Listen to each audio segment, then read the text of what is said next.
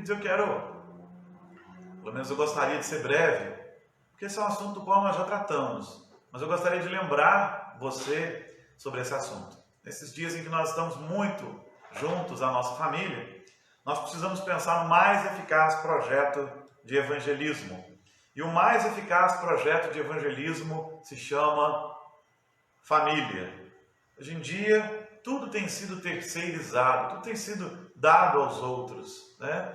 A comida é terceirizada, o trabalho é terceirizado, a educação tem sido terceirizada, tem sido demandada às escolas, quando na verdade a escola devia ensinar só as matérias formais. Quem tem que educar, formar para a vida, né, produzir o caráter necessário para que a escola possa ajudar um pouco, é a família. Tem terceirizado a educação espiritual, né, da parte da religiosidade, delegado à igreja, e assim muitas famílias têm pensado que não precisam fazer mais nada. E na verdade, nós não podemos terceirizar, delegar aos outros aquilo que é responsabilidade nossa. Um dos maiores problemas do nosso tempo é que nunca nada é comigo, nunca nada é problema meu. É sempre o outro que tem que resolver. É o Estado que tem que resolver, é a escola que tem que resolver, é a creche que tem que resolver, é a igreja que tem que resolver. Mas o Senhor nos mostra algo diferente nas Escrituras, sobretudo para a salvação da nossa casa.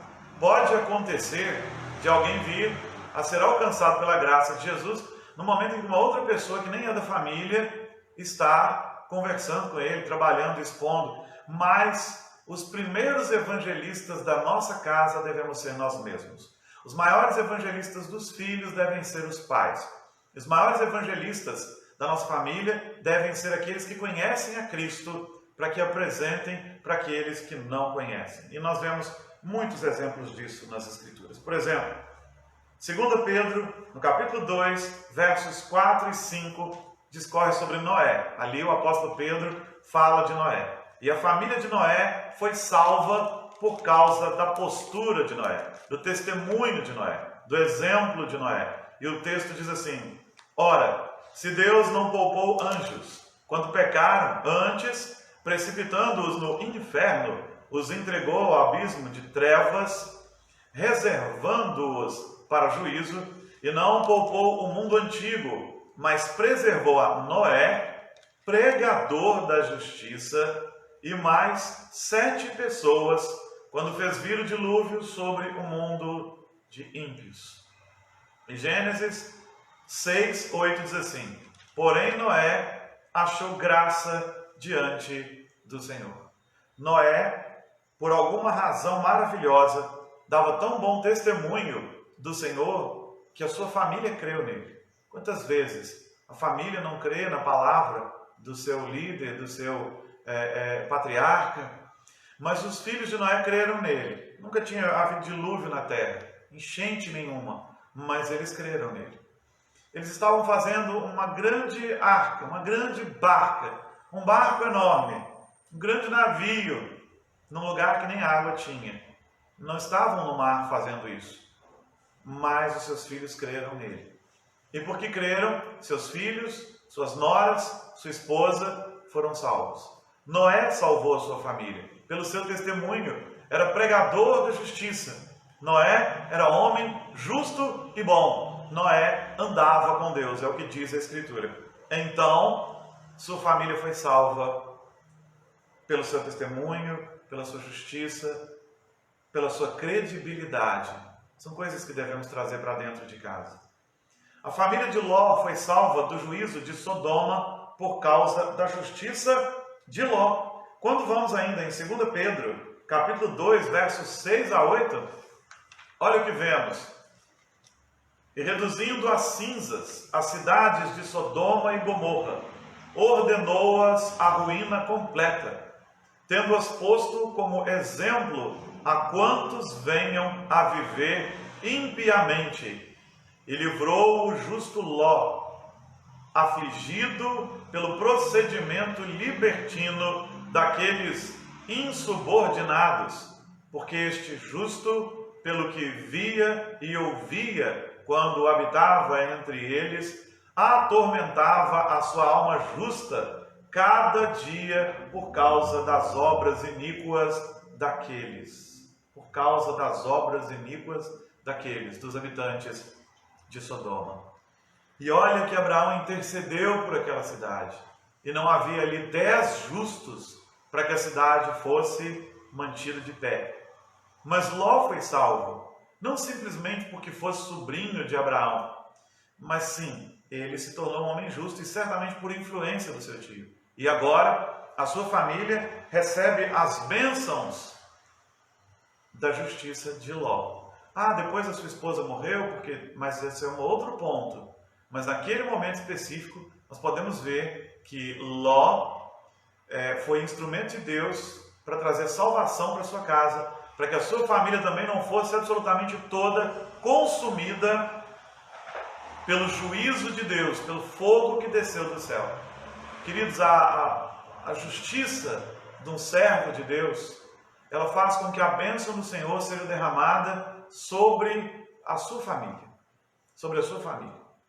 Não necessariamente que salve a todo mundo, mas isso também acontece, pode acontecer. Mas mesmo aquele que ainda não creu, ele é abençoado pela conduta e pela justiça daquele que crê. Ele é abençoado pela conduta e pela justiça daquele que crê. E nós vemos também em Ló um instrumento de salvação para a sua casa. Noé não foi negligente com a sua família. Ló também não foi. E então a gente continua vendo os exemplos de trabalho familiar. Gênesis 12, de 1 a 3. Aí nós temos o clássico. Deus abençoa a descendência de Abraão através dele. Abraão é um homem justo, bom, amigo de Deus, e isso traz bênção sobre sua família por gerações. E na verdade chega até nós. A obediência de Abraão ao Senhor trouxe bênção sobre sua casa, e isso geração após geração após geração. E o texto que eu citei para você, de Gênesis 12, de 1 a 3, diz o seguinte: Ora, disse o Senhor a Abraão: sai da tua terra, da tua parentela e da casa de teu pai, e vai para a terra que te mostrarei. De ti farei uma grande nação, e te abençoarei, e te engrandecerei o nome, se tu uma bênção. Abençoarei os que te abençoarem, e amaldiçoarei os que te amaldiçoarem. Em ti serão benditas todas as famílias da terra. Veja o que a vida de Abraão produz no meio da sua casa. Depois ele tem um filho, do qual a gente poucas vezes ouve falar de problemas dele. Na verdade, nós só temos, digamos assim, uns 2 casos pontuais. Um quando ele mente e o outro por ter um filho preferido. São os 2 grandes problemas dele. Mas ele era um homem servo do Senhor. Depois disso nós temos Jacó, que tinha tudo para ter dado errado, para ter se perdido, mas o Senhor o resgata, e depois nas novas gerações, as gerações que se sucedem, são resgatadas pelo Senhor, e o Senhor deixa bem claro por quê. Por amor ao meu servo Abraão. Por amor de Abraão, Isaque e Jacó. O Senhor deixa claro que a fidelidade do seu servo, ela traz bênção sobre a sua família e sobre gerações da sua família. Porque ele diz que ele exerce misericórdia até 1000 gerações daqueles que o servem, né? O castigo vem até a 3ª e 4ª geração. Mas a misericórdia e a graça sobre a família daqueles que o servem vai até 1000 gerações. A graça do Senhor é muito maior do que o exercício da justiça. Embora uma coisa não exclua a outra, de modo algum. Porque para exercer sua graça, ele enviou seu Filho Jesus, que cumpriu toda a lei, ele cumpriu toda a justiça, ele recebeu juízo sobre nós e agora somos nova criatura. E olha que ainda não acabou. Nós temos mais exemplos de homens que salvam suas casas e de mulheres também, né? Em Atos 16, de 30 a 34, nós temos o carcereiro. Ele leva o evangelho até a sua casa e há salvação na sua casa.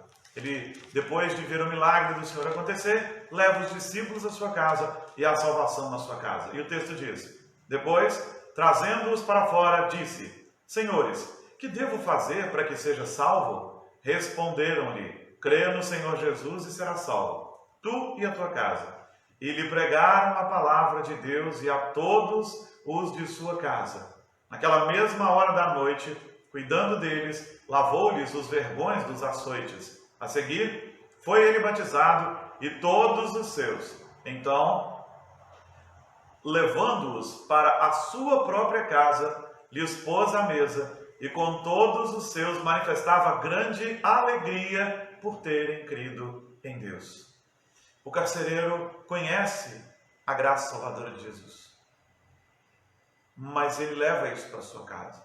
E ele leva os apóstolos para a sua casa, os discípulos, né?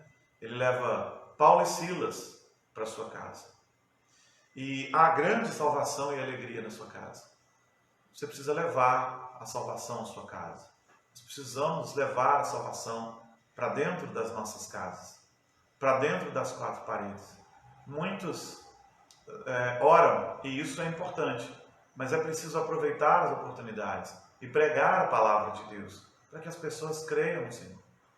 Precisamos, como o carcereiro, nos deixar usar, para que a salvação que recebemos, ela também seja levada aos outros. No fim, é uma escolha de cada um ali, tem a ver com o Santo Espírito tocá-lo, sim. Mas a nossa parte é a parte de levar a palavra, de se deixar usar como instrumento. E esse homem, ele traz salvação à sua casa, ele é instrumento de salvação para a sua casa. E Raabe, uma mulher, salva a sua família ao se render ao Deus verdadeiro. Em Hebreus 11:31, a palavra diz: pela fé, Raabe, a meretriz, não foi destruída com os desobedientes, porque acolheu com paz os espias. Ela acolheu com paz os espias. Ela creu no Deus de Israel, ela ouviu falar do Deus de Israel, ela ouviu falar dos grandes feitos do Deus de Israel. Então ela creu e ela faz uma aliança com o povo da aliança e ela salva a si mesma e a sua casa. O cordão vermelho atado na janela da sua casa nos remete a Cristo, que com o seu sangue carmesim nos salva de todo pecado. Juízes 2,14 diz: então lhe disseram os homens: a nossa vida responderá pela vossa, se não denunciardes essa nossa missão. E será, pois, que, dando-nos o Senhor esta terra, usaremos contigo de misericórdia e de fidelidade. E ela foi salva.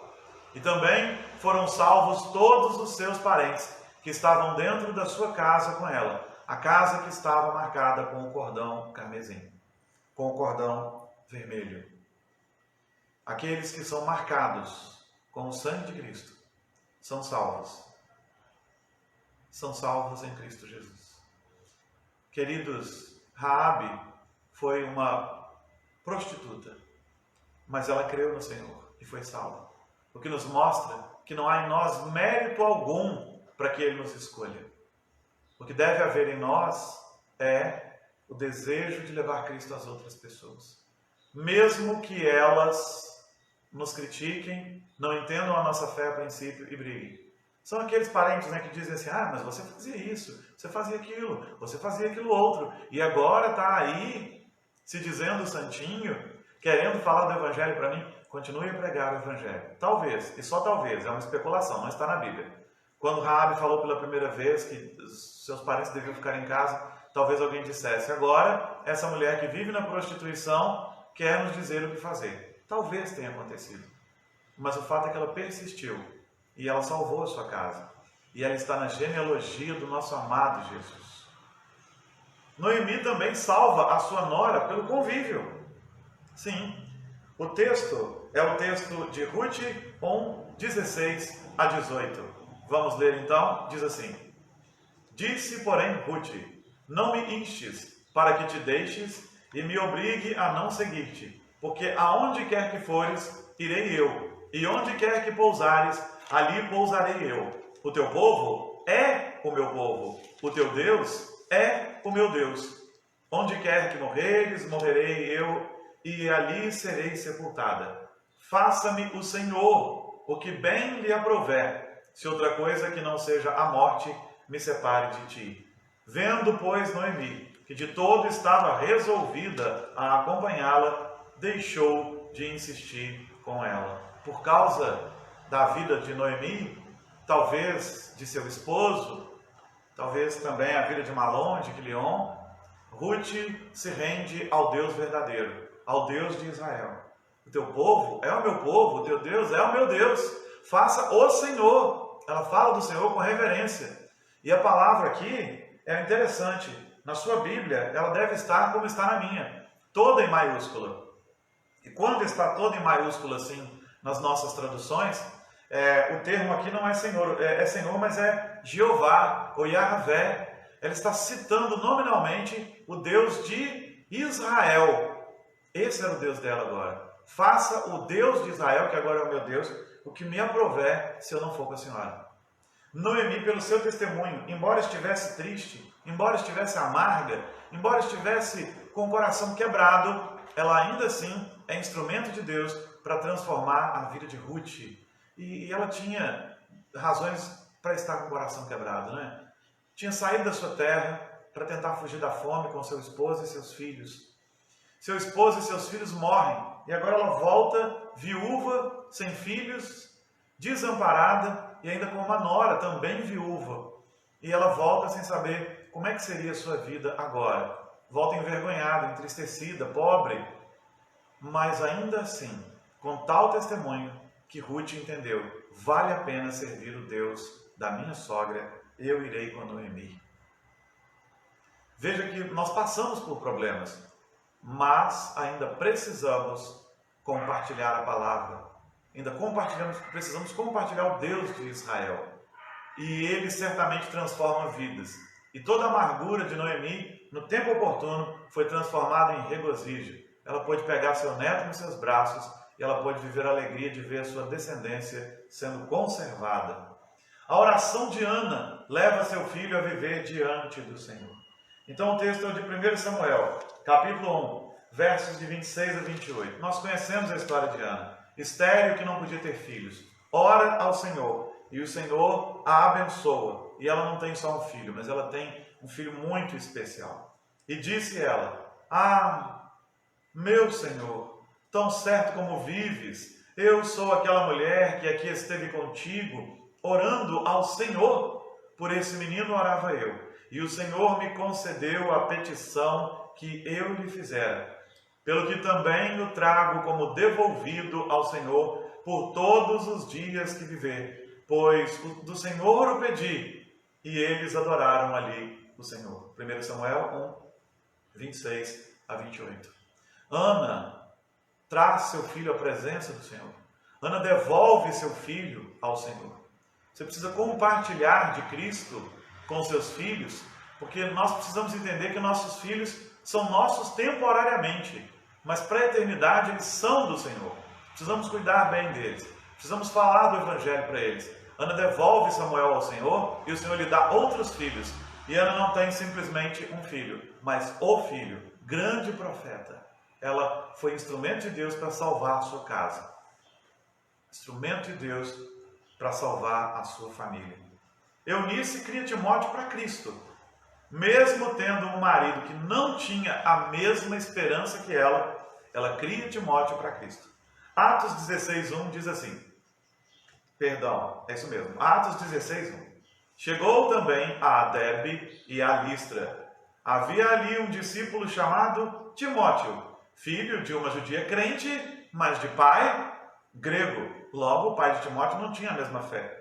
Contudo, nós vemos a fé de Timóteo e o seu valor quando lemos a segunda carta de Paulo a Timóteo, do capítulo 1, de versos de 4 a 5, que diz assim: lembrando das tuas lágrimas, estou ansioso por ver-te, para que eu transborde de alegria pela recordação que guardo de tua fé sem fingimento, a mesma que primeiramente habitou em tua avó Lóide e em tua mãe Eunice, e estou certo de que também em ti.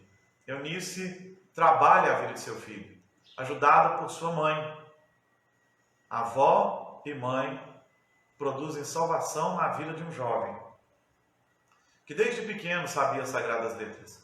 E esse jovem se torna um grande pastor, um evangelista, um cooperador com Paulo na obra do Senhor. E nós devemos trabalhar para que nossos filhos sejam cooperadores na obra do Senhor. Qualquer que seja a profissão que eles escolham. Médico, veterinário, arquiteto, engenheiro, pedreiro, marceneiro, não importa. O que importa é que devem ser cooperadores de Cristo. E essas mulheres fizeram muito bem essa obra. Eu não sei porque essa mulher era casada com um homem grego. Eu não sei porque ela não estava casada com um homem da mesma fé. Eu não sei se ela veio a conhecer Cristo verdadeiramente depois de já casada. Mas o fato é que ela tinha um marido que não conhecia Cristo. Mas isso não a impediu de criar seu filho na presença do Senhor. E não foi desculpa para que ela não o fizesse. Muitas das vezes se desculpam, né? Ah, porque meu marido não é crente? Ah, porque minha esposa não é cristã? Ah, porque... Não, ele criou seus filhos na presença, ela criou seu filho na presença do Senhor. Os pais são os maiores evangelizadores dos filhos. E Provérbios 22:6, tão conhecido, diz exatamente isso. Ensina a criança no caminho em que deve andar. E ainda quando for velha, não se desviará dele. A Bíblia não diz ensina o caminho, mas no caminho. Qual a diferença? Ensinar o caminho é dizer assim, meu filho, o caminho é aquele. Você passa por aqui, vira direita, vira esquerda, tal. Isso é ensinar o caminho. Mas ensinar no caminho é tomar pela mão e ir junto. E caminhar junto. E mostrando o caminho e explicando como que se passa por ali. É pisar para que ele pise nas suas pegadas e vá junto. A Bíblia nos chama de evangelizadores de nossos filhos. Efésios capítulo 6, verso 4 diz assim: E vós, pois, não provoqueis vossos filhos a ira, mas criai-vos na disciplina e na admoestação do Senhor. Aconselhe-os no Senhor, exorte-os no Senhor e discipline-os no Senhor, se for preciso. Deuteronômio 6, de 6 a 9, diz assim: Essas palavras que hoje te ordeno estarão no teu coração. Tu as inculcarás a teus filhos, e delas falarás, assentado em tua casa, e andando pelo caminho, e ao deitar-te, e ao levantar-te. Também as atarás como sinal na tua mão, e te serão por frontal entre os olhos, e as escreverás nos umbraus da tua casa e nas tuas portas. Nós devemos falar para os nossos filhos todos os dias. Devemos falar constantemente. Devemos ler a Bíblia com ele todos os dias, mesmo quando eles não querem, mesmo quando eles protestam. E a gente vai continuar falando, porque essa semente vai ficar ali. E no tempo oportuno, ela vai prosperar, ela vai brotar, ela vai dar frutos. Relacionamentos familiares e amizades são a maior porta de evangelização. A gente deve trabalhar com as nossas famílias e as pessoas próximas de nós devem também ver tudo isso, de tal modo que também sejam atraídas pelo Evangelho de Jesus. A igreja, por exemplo, primitiva, era simpática em toda a cidade de Jerusalém. Atos 2,47 diz que eles viviam louvando a Deus e contando com a simpatia de todo o povo. Enquanto isso, acrescentava-lhes o Senhor dia a dia os que iam sendo salvos. A igreja tinha bom relacionamento com todo mundo. A igreja tinha a simpatia de todo mundo. As pessoas gostavam do povo da igreja. E isso fazia com que eles fossem maiores evangelizadores ainda. A mulher samaritana evangeliza. Embora tenha tido um contato quase que imediato com Cristo, as coisas se sucedem muito rápido.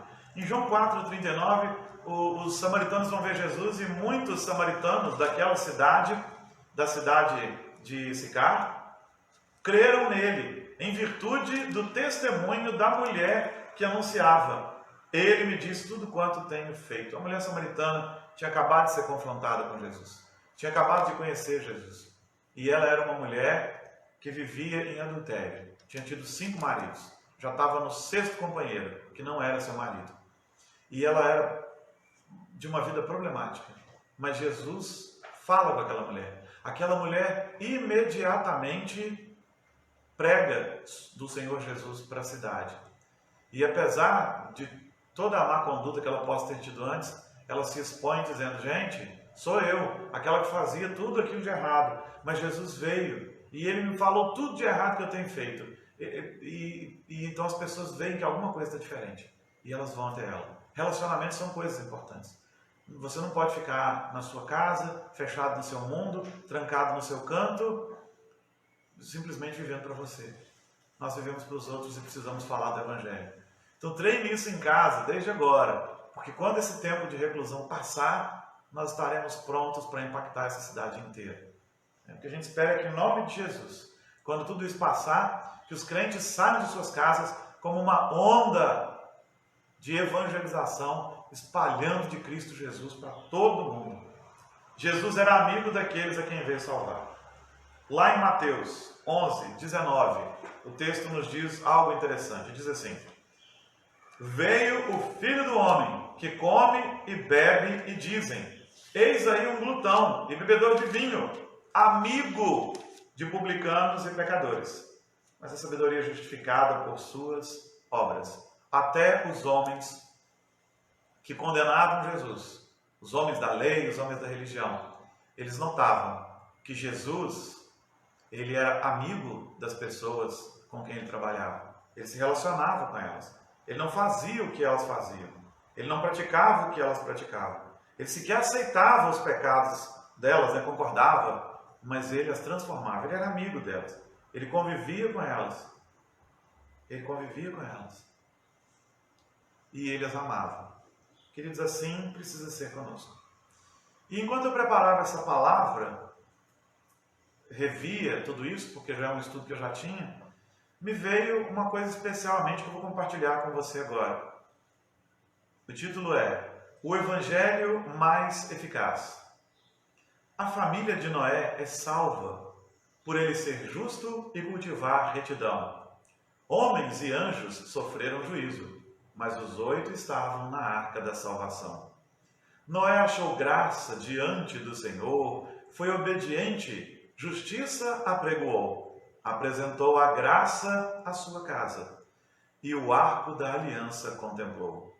Sodoma foi aniquilada, tamanho pecado que praticava. Porém, a família de Ló foi poupada, pois o justo maus procedimentos não suportava.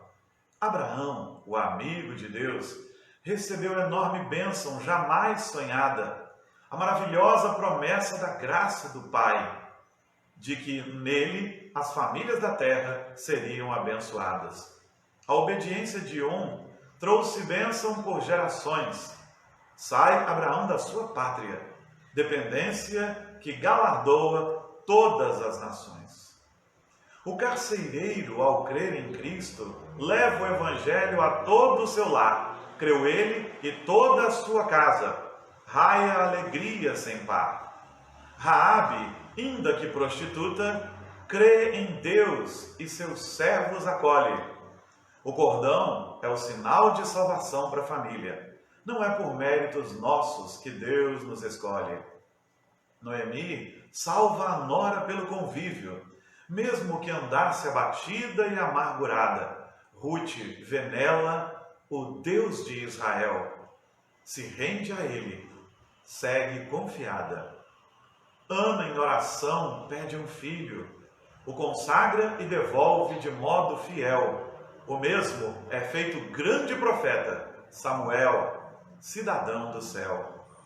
Eunice ensina a palavra ao seu filho, e o pai de Timóteo não tem a mesma fé. Avó, mãe e neto seguem firmes, servindo a Jesus de Nazaré.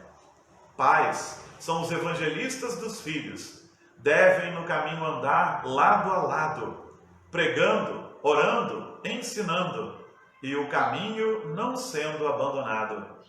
Pais devem admoestar, disciplinar, guardar a palavra no coração, para compartilhá-la com os filhos em toda e qualquer situação. Família e amigos são o melhor ambiente para apresentar a porta da salvação. A Igreja de Jesus deve ser simpática com os entes queridos e a população. Jesus se fez amigo de todos quantos, com seu sacrifício remidor, veio salvar. É certo que devemos ser agradáveis para com todos, para edificarmos tantos quantos Cristo quer salvar. A conclusão é o desafio: ser missionário, em casa, com amigos, conhecidos, mundo afora, porque, sendo oportuno ou não, prega brevemente vamos embora. Deus abençoe a sua palavra, porque brevemente vamos embora. Que Deus abençoe a sua palavra. Está aí o desafio. Isso me veio à mente ontem à noite. Eu podia poesificar esse negócio todo. Então, que Deus te abençoe. Que você seja um grande evangelista da sua casa e da sua família. E que a graça do Senhor se derrame sobre a sua vida, em nome de Jesus. Nós vamos orar e depois que orarmos, você pode perguntar alguma coisa se você não entendeu, tirar alguma dúvida, e depois eu tenho alguns avisos e a gente vai encerrar orando. Eu vou pedir a Giane para nos dirigir a Deus em oração agora. Vamos orar? Senhor Deus, muito obrigada, Pai, pela Tua palavra que sempre fala aos nossos corações. Obrigado por esta manhã, ó Pai. Ó Pai, domingo especial, dia do Senhor, separado para o Teu louvor, para a Tua adoração, ó Pai. E, ó Deus, mesmo estando em quarentena, Deus, não podendo estar no templo, nós não perdemos, ó Deus, o privilégio, ó Deus, de congregar, ó Pai, porque nós estamos juntos com os irmãos aqui, em nossa casa, nossa família reunida em torno da Tua palavra, Sim, Deus, e podendo, ó Pai, através da internet também participar junto com os irmãos que estão em vários lugares. É verdade. Fala aos corações de cada ouvinte desta manhã que ouviu, que participou deste momento especial da Tua palavra, Deus, Amém. E que sejamos missionários, ó Deus, dentro das nossas casas, com nossos amigos, vizinhos, ó Deus, conhecidos, anunciemos o Senhor Jesus, ó Pai. E nós rogamos pela vida dos nossos missionários que estão também distantes do nosso país, estão longe, ó Deus, dos seus familiares, trabalhando na seara do Senhor, ó Pai, que o Senhor possa estar cuidando deles, protegendo, ó Pai, que também estão nesse momento difícil, ó Pai, que o mundo está vivendo, e os nossos missionários também estão passando por isso, tão distantes, ó Deus, de seus familiares. E nós, ó Pai, também reclusos, nós estamos agora em torno da Tua palavra, Deus, que a Tua palavra continue falando aos nossos corações neste dia. Deus. E que tenhamos um dia separado mesmo para o Teu louvor, para a Tua adoração, e juntos em família possamos glorificar o Senhor em todo o tempo, Pai. Cuida de nós, perdoa, Deus, os nossos pecados em nome de Jesus. Amém. Amém.